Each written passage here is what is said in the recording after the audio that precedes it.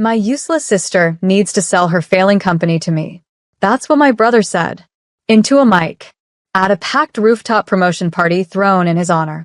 Laughter followed, tight, smug, corporate.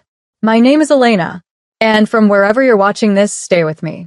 Have you ever stood in a room full of your own family and felt like a stain on the rug, something they wanted to clean up before the next photo? I had come to support him. Genuinely. He'd just made junior partner at some Manhattan investment firm. Ivy League MBA. Polished speech. Tailored suit. I gave him a congratulatory hug, handed him a bottle of vintage bourbon, and then watched him stab me in the chest with a smile. Let's be honest, he continued. My sister's little app is barely hanging on. I'll be doing her a favor. Right, Dad? Dad raised his glass. Let her go back to writing poems or whatever she studied. We need real strategy now. The crowd chuckled again. I didn't speak. I didn't defend myself.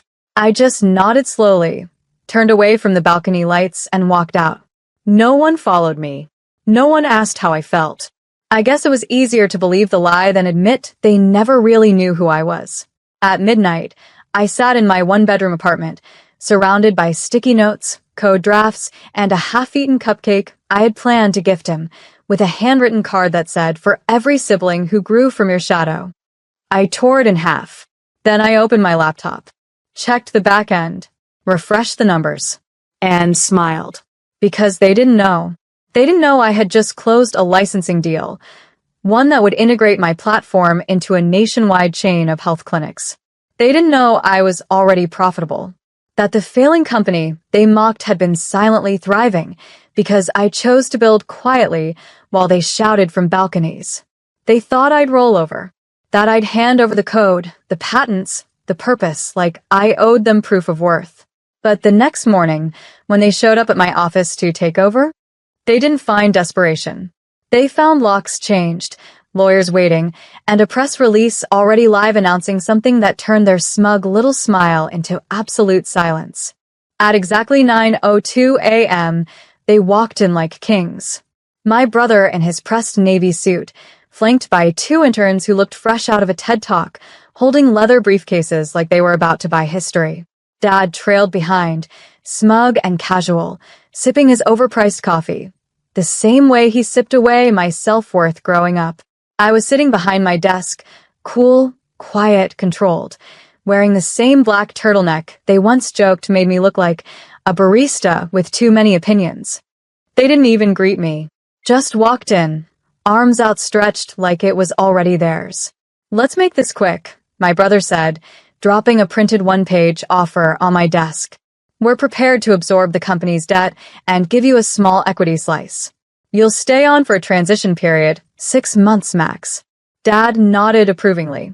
See, he's being generous. You're lucky he's not just shutting it down. I glanced at the paper. One sentence. 0 valuation accuracy. No mention of IP. No clue what they were actually stepping into. Absorb the debt? I said slowly, pushing the paper back across the desk. You mean the non-existent debt? The company that's been cash flow positive for 11 months straight? My brother blinked. What? I opened my laptop and spun it toward them, a dashboard glowing with live analytics. Real-time user growth. Licensing revenue. 3 major health networks on board. And most importantly, a headline from that morning's Tech Chronicle. Underdog app disrupts health tech sector. Founder Elena Rivera lands $4.2 million round from Vision Capital. The silence was glorious. Dad leaned forward, squinting at the screen like the truth would shrink if he glared hard enough. That's fake. You never told us. Exactly, I said. Because I knew if I did, you'd try to own it without understanding it. Like always. My brother's jaw tightened. You're bluffing. That's when I handed him the second folder. Legal documents. Trademark registrations. A cease and desist draft addressed to him, pre-written the night before, just in case. You made a public offer last night to purchase my company, I said calmly. It was unsolicited, unprofessional, and defamatory. If you make another public statement, I'll sue for attempted hostile acquisition and reputational damage. Dad stood there, speechless. You came to take over, I said, rising slowly. But what you actually did was walk into the headquarters of a company you have zero rights to and try to turn your failure to believe in me into leverage. I walked to the door and held it open. Now you can leave like businessmen, or security can escort you like liabilities. They walked, and this time, I didn't cry, because for the first time in my life, they weren't louder. I was louder with results. By noon, the news had already hit every inbox that mattered. Vision Capital backs Elena Rivera's health tech platform in $4.2 million deal. From Dropout to Disruptor. The woman behind the next big healthcare breakthrough. While my brother scrambled to save face and dad ducked calls from their country club buddies, my phone rang with something much more satisfying. Opportunity. A senior executive from Everpulse Health, the same billion-dollar network that had once ghosted my emails, was now suddenly very interested. Elena, he said, we'd like to revisit our last conversation. Translation? You ignored me when I was invisible. Now that I have weight, you want to dance. I kept it polite, professional, but I didn't forget. Not the investor who said, maybe your brother should pitch instead. Not the client who referred to me as the artsy sibling with no grit. I didn't forget because I don't need to. My success didn't grow in spite of them.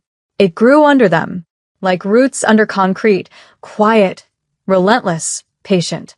By late afternoon, my inbox had over 70 unread messages, interview requests, podcast invites, partnership offers. One subject line stood out. Urgent. Joint statement suggestion from family. I clicked. From my brother's assistant. Not even him, directly. We'd like to suggest a joint press release, clarifying the confusion from the promotion party and framing this moment as a collaborative sibling success story. I stared at the email. Read it twice. Then closed it. No reply. They wanted to soften the story, not for me, but for themselves. They didn't mind erasing me when I was the dropout. But now that I was headline material, they wanted back in the frame. I booked a solo interview instead. That evening, sitting across from a journalist who asked, how did it feel to be underestimated by your own family? I didn't dodge the question. I said, it felt like a storm I had to walk through without an umbrella, but I learned to dance in it.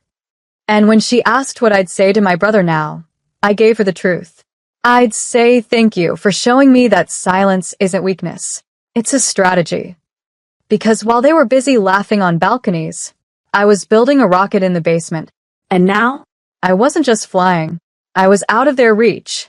A week after the headlines, I got a forwarded invite. Dad's 60th birthday. Private dinner. Black tie only. Hosted at his favorite steakhouse, with close family and respected guests only. No seat for me. I didn't even make the BCC list. My name was scratched from the menu. But my company? Featured. Listed in his bio as a proud example of entrepreneurial spirit within the Rivera family. The irony? They refused to claim me in person, but had no problem milking my success for bragging rights. It wasn't just insulting. It was predictable. And this time, I wasn't going to let it slide. I didn't show up to beg for a chair. I didn't email. Didn't argue. I simply made a call. One that took less than 5 minutes. You see, the Rivera birthday dinner was being held at the Langston, a venue recently bought out by a luxury hospitality group I had just signed a health tech integration deal with. They knew me. They respected me. So when I explained, very calmly, that my father's party was about to use my image without permission, they didn't blink. They canceled the reservation. Last minute. Without negotiation. When Dad's assistant called the restaurant to complain, she was told, unfortunately, the guest of honor's daughter is a client of ours, and she has final approval on all corporate branding. They moved the party to a second-choice location, a smaller, less glamorous venue across town. The same one my cousin used for her engagement dinner last year. No string quartet. No rooftop skyline. No brand-friendly aesthetics for the photos they'd planned to post online. And me? I booked a private dinner of my own. Not for revenge. For remembrance. I invited my lead engineer. My product manager. The UX intern who once cried when someone finally took her ideas seriously. We dined on our own terms, laughed from our bellies, shared a toast that meant something. To the misfits, I said, who were never invited to the party because we were too busy building the future. That night, I received a passive-aggressive text from Dad. "I heard what you did. You're making this personal." I didn't respond, because it was never personal. It was positional, and I finally chose to sit where I belonged. Not at their table. At one I built myself. 3 days after the ruined dinner, I got an email from a glossy business magazine. They were featuring a story on modern family enterprises, and apparently, my father had pitched himself as the patriarch of an entrepreneurial dynasty. The article draft was attached. There it was in print. With his son leading a major finance firm and his daughter's tech company booming, Mr. Rivera is the proud architect of a family legacy grounded in vision and leadership. Architect?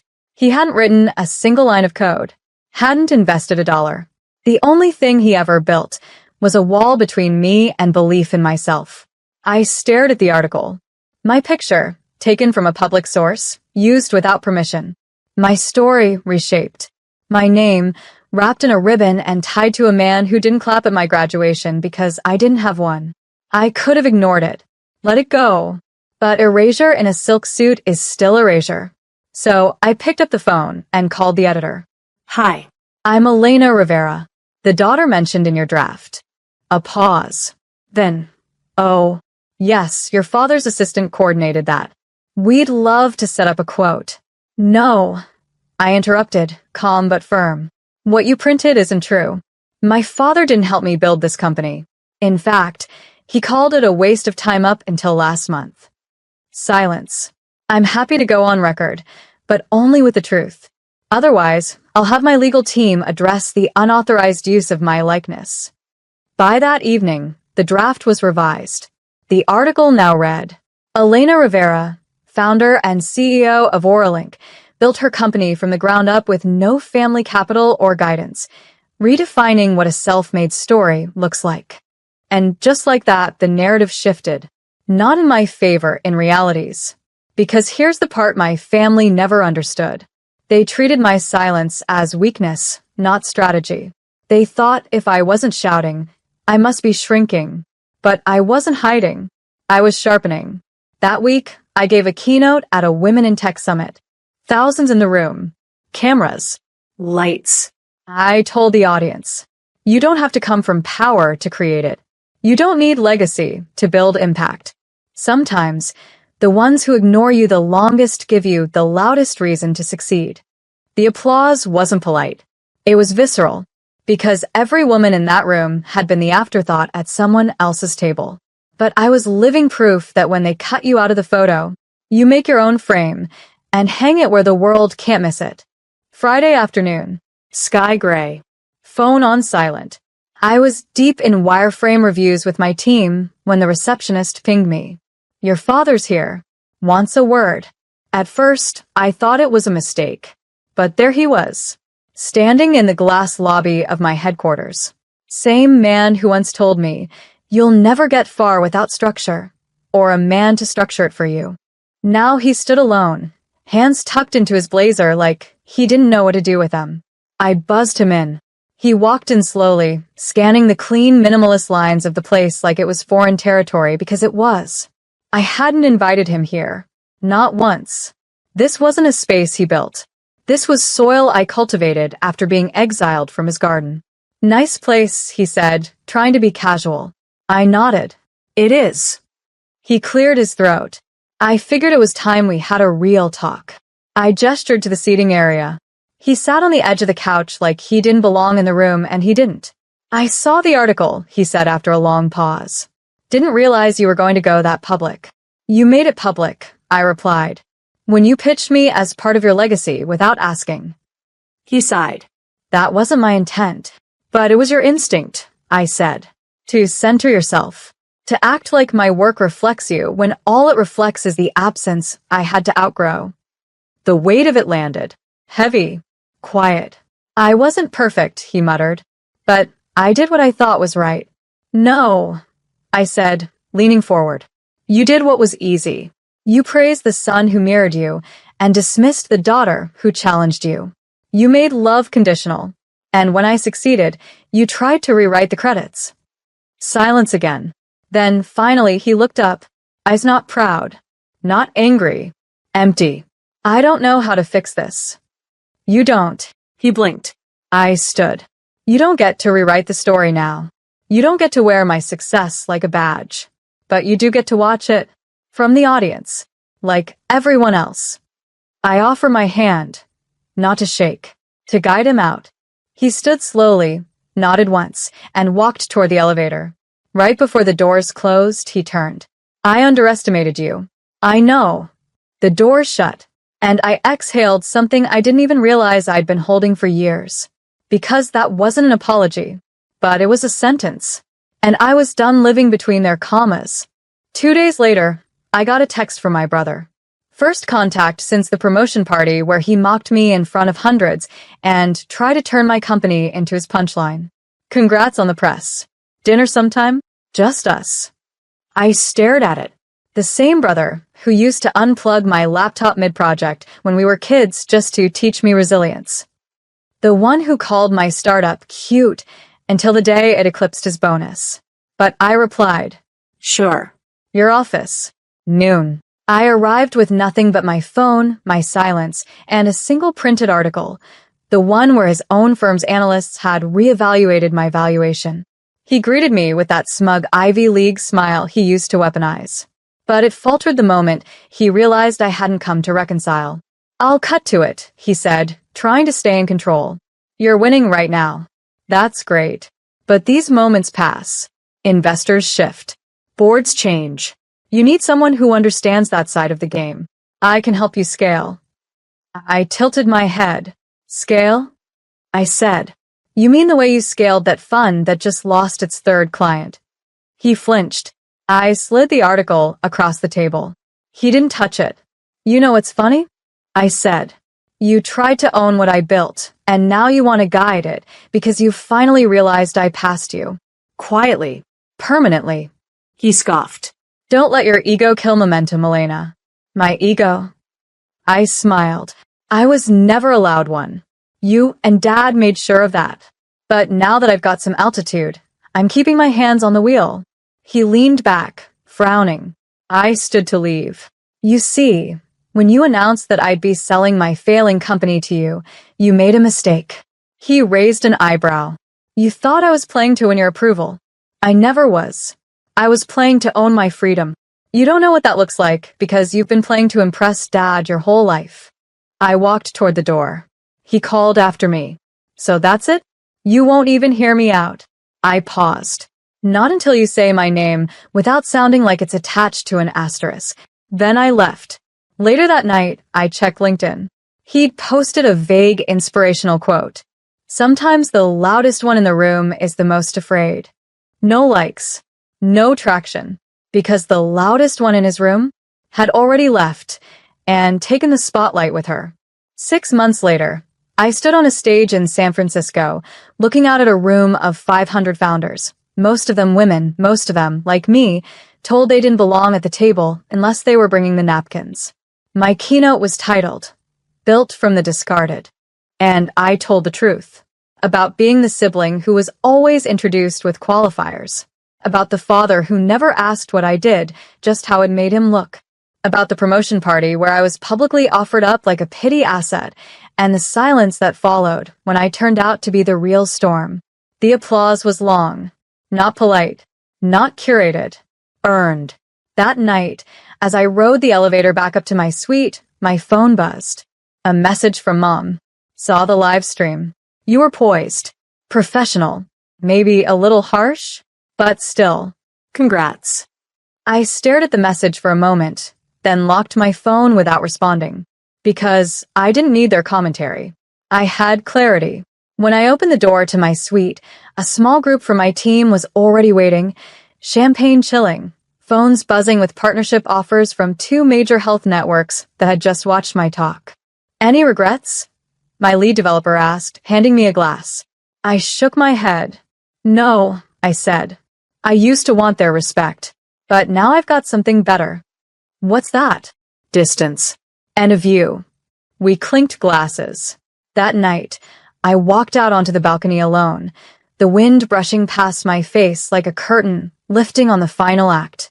I thought of the party where I was humiliated, of the office where I shut down their takeover, of the article, the uninvited dinner, the meetings they tried to twist back into control, and how none of it worked, because you can't inherit what you never built. You can't lead something you never carried. And you can't claim someone's story, not when they've already written the ending. That ending? It didn't include apologies. It included ownership, not just of a company, of my voice, of my value, of my name, without an asterisk. So, if you ever hear someone call me the dropout again, let them. Because now, when they come looking for the next big thing, they're walking through doors I built, under a name they tried to bury, and every light above them shines because I flipped the switch.